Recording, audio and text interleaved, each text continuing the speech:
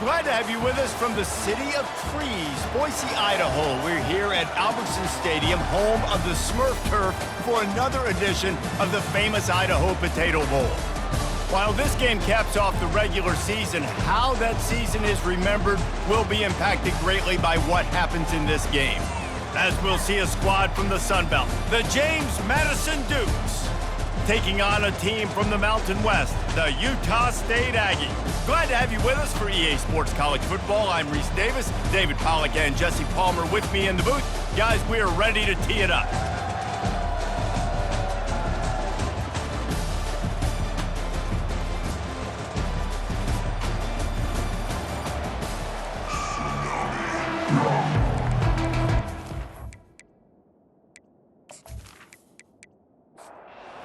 Team out there ready to tee it up and get this bowl game underway. On the move from inside his 5.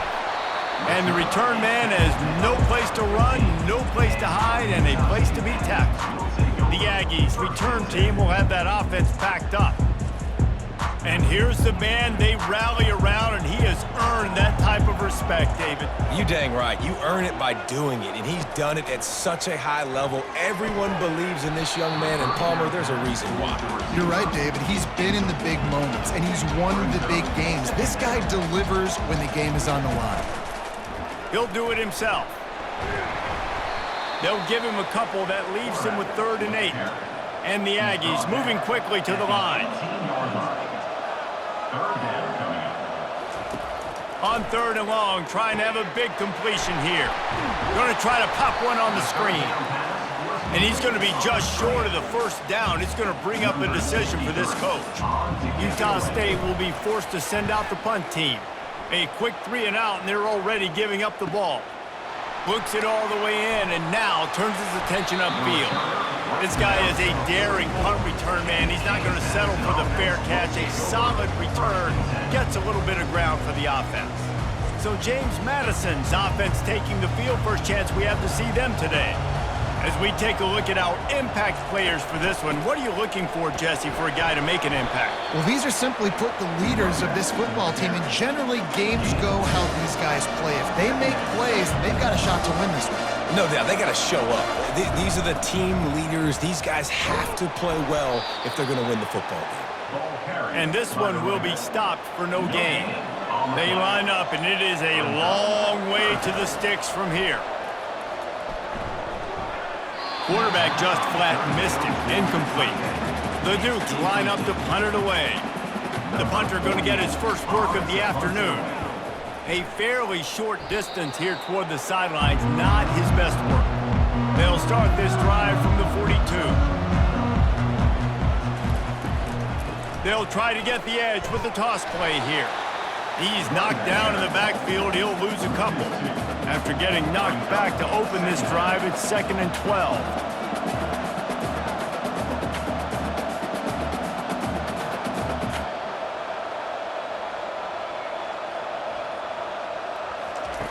He's looking to throw. It's complete to the left. He's brought down quickly. Minimal gain there, still a bit short of the 1st down. Passing game very effective on 2nd down. What about here on 3rd? From the gun, wants to pass. Getting some heat. They're trying to get to him. And there was nowhere to go for this quarterback, and down he goes.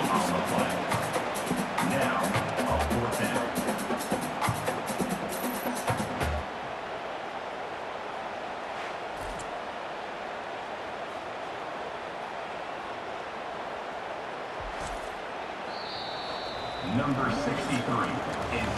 Defense has dominated the early part of this game, and the stats point that out emphatically.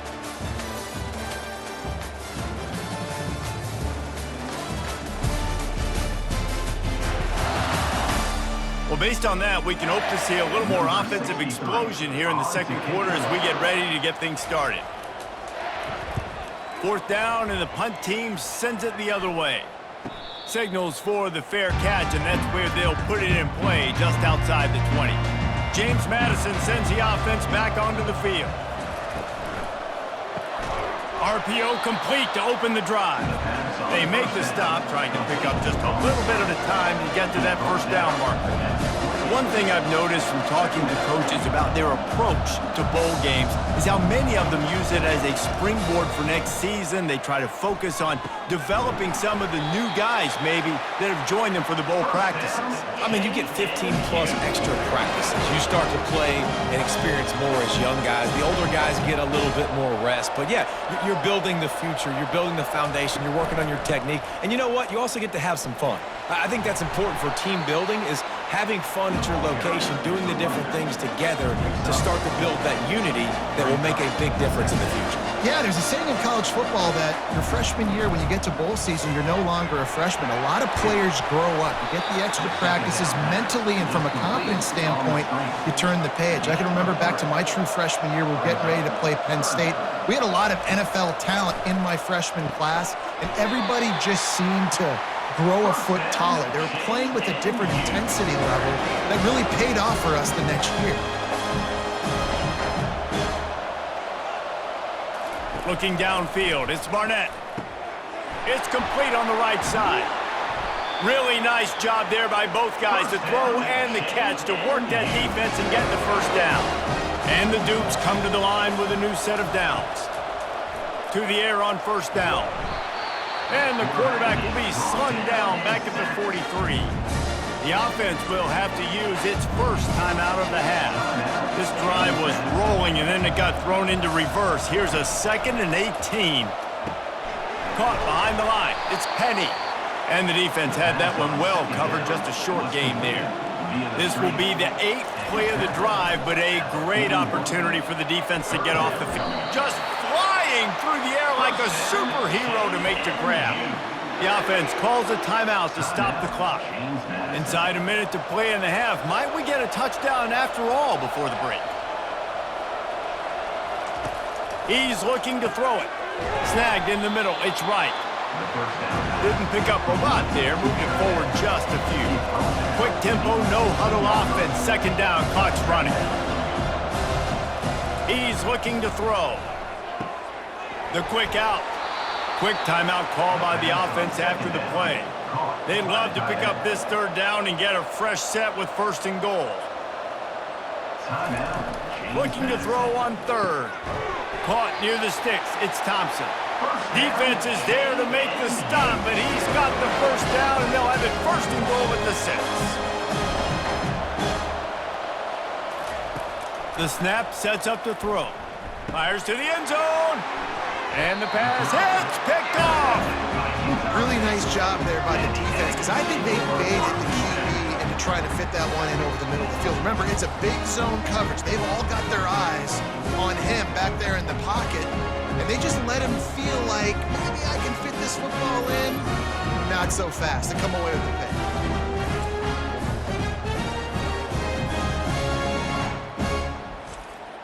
Utah State has it back, ready to go to work on offense. Now they're backed up here, Jesse. Wonder how aggressive they're willing to be. I think it's going to come down to how much confidence they have in this quarterback and his decision-making, because you cannot throw an interception at this part of the field with this little time left. And I think that's conversations you've had with the young fellow on the sidelines. Be like, what are you comfortable with right here that we can run? Maybe stay aggressive, but make sure I don't make that mistake. That's the end of the 2nd quarter. That means it's time to join Kevin and our halftime update.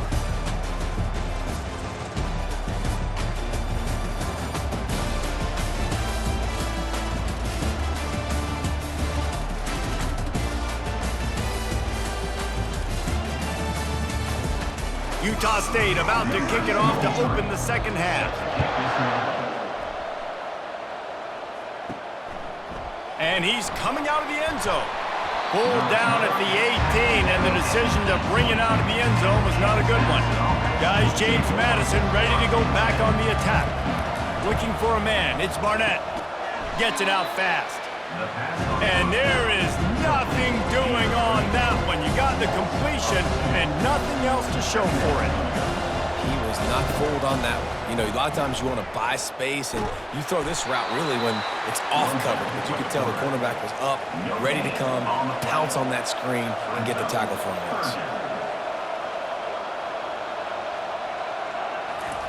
On third down, he'll try to pick it up through the air. Pulls it in. It's Ross. And Shore tackling there to keep him from getting to the first down marker. The Dukes decide to punt it away. This will be the second time they've had to kick it away. And the return man reaches the end of the line, and down he goes. First play of this drive comes from the 35-yard line.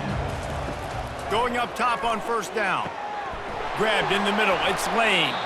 And the big fella couldn't elude the cornerback who makes a sure tackle. Utah State up-tempo. Nice quick throw there, and it's so important for quarterbacks to be able to find a rhythm and to be comfortable and confident. You want to just... And the pass is intercepted. He was trying to get that return going. Instead, he'll hand it to his offense at the 38. Most defenses are lucky if you have one good covering corner. Fewer are lucky if you have two. They've got 3 DBs, 3 corners that can play at the same time in their nickel package that they feel can go mano-a-mano with anyone in the country. And you saw it on that last play coming away with the pick.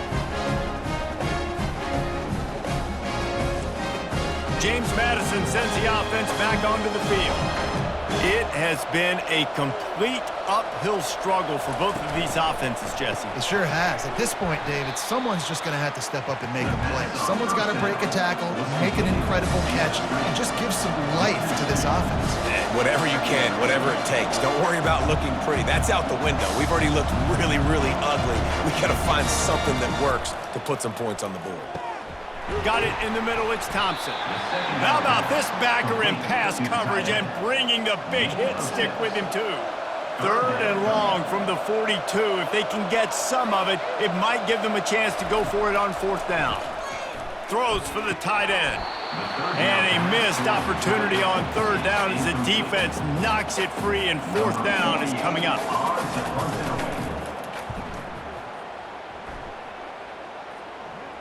Fair catch called for and made. A first down for the offense.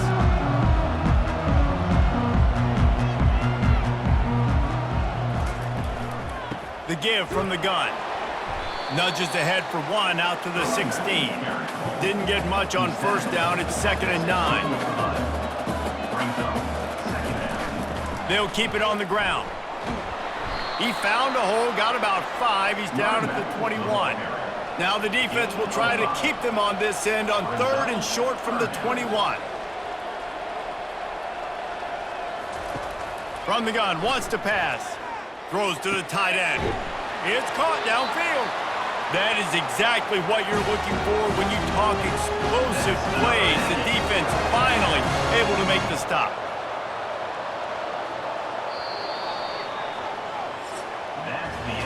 All defense so far, nobody giving an inch. And how long has it been since you've seen a scoreless game through 3 periods?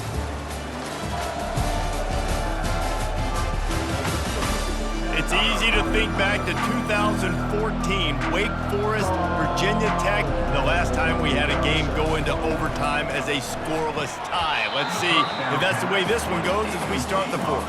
Wonder if they'll throw it again after the incompletion. 2nd and 10 from the 49. Give to the running back. Maybe a 3-yard pickup there, 3rd and long coming up. They need to get a little closer for a field goal try, and they've got to do it in a hurry. Trying to move the sticks on 3rd down through the air. He'll pull it down and run. And he couldn't find quite enough running room to reach the line to gain. Utah State will be forced to send out the punt team. He won't be able to return this one as it goes out of bounds. First down here with time for maybe one more play until the 2-minute warning. Handoff from the gun. Never underestimate the power of moving forward and creating breathing room as they mark it at the 17. Scanning the field, it's Barnett. Fires to the big fella. And an absolutely fearless tackle, giving up size, still got him on the turf. They'll go to the air on 3rd and short. Caught close to the marker, it's Ross. And they'll bring him down, but not before he picks up the first down.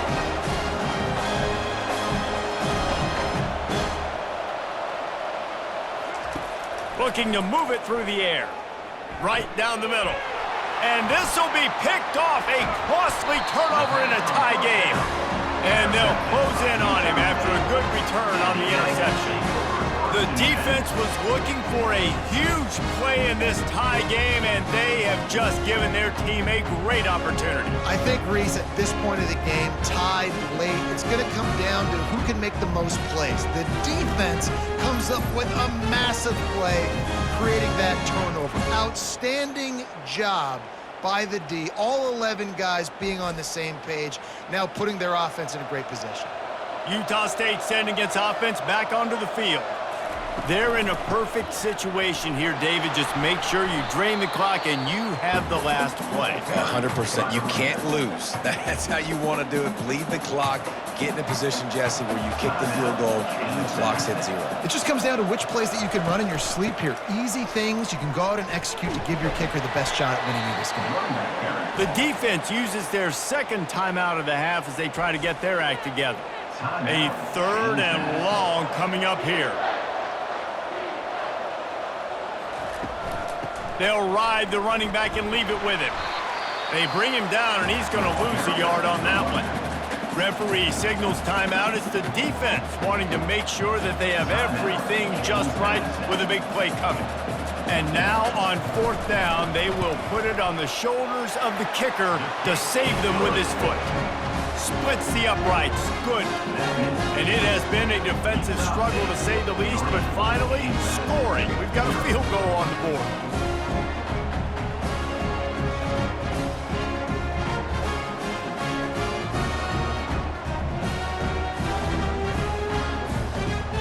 So after putting 3 on the board, the kickoff team is out there ready to boot it away.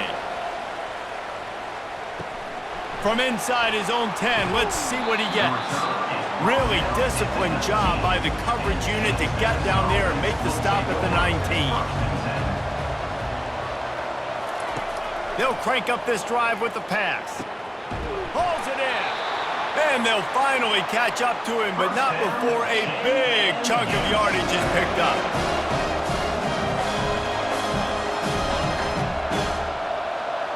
To the air, it's Barnett. Fires to the wideout. Just too much juice on that one as he airmails his receiver out of bounds. No time to waste here. They've got to get set and pick up chunk yardage. Unloads to the wideout. And that is interception number 3 on the day. He goes out of bounds, but he just about did it himself. What a return after the interception. And that just kind of caps off this day. It's been a day with not a lot of rhythm, not a lot of timing, not a lot of guys on the same page, and they weren't right there, and the quarterback throws an INT, and this one is not looking good.